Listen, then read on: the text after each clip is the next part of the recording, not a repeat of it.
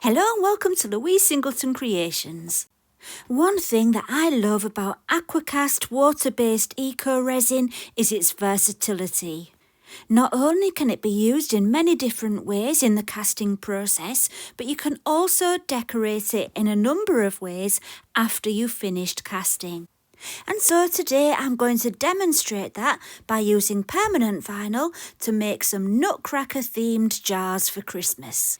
If that sounds like fun, stay tuned and enjoy the video.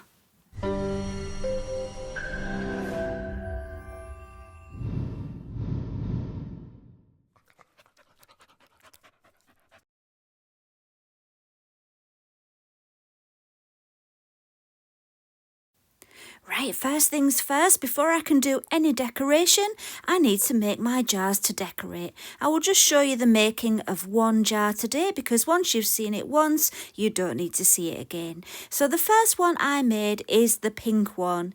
And for that, I needed 119 grams of water and 333 grams of Aquacast powder.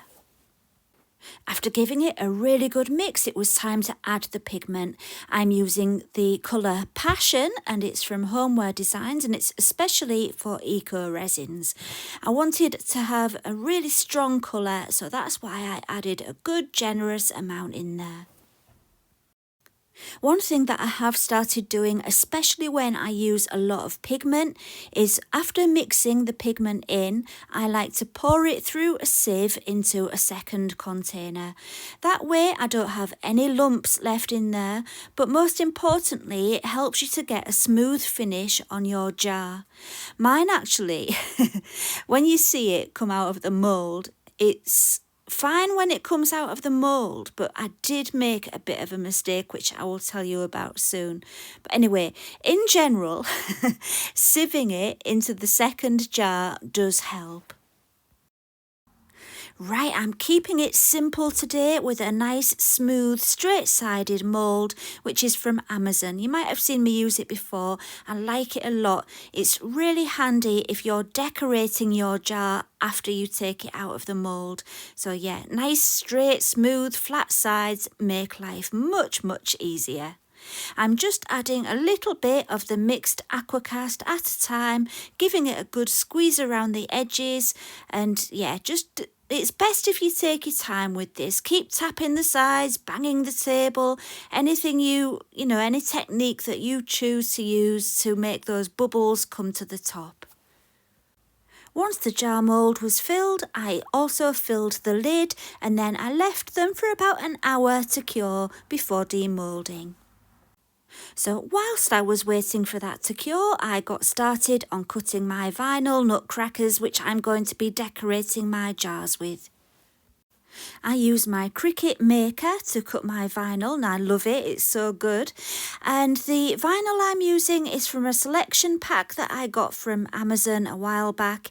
It's okay, it's not brilliant, I wouldn't highly recommend it, but it was good to have a nice selection of colours and that was the reason why I got that one. I like this gold one and this is going to be the base of the nutcracker and all the other layers will go on top of it.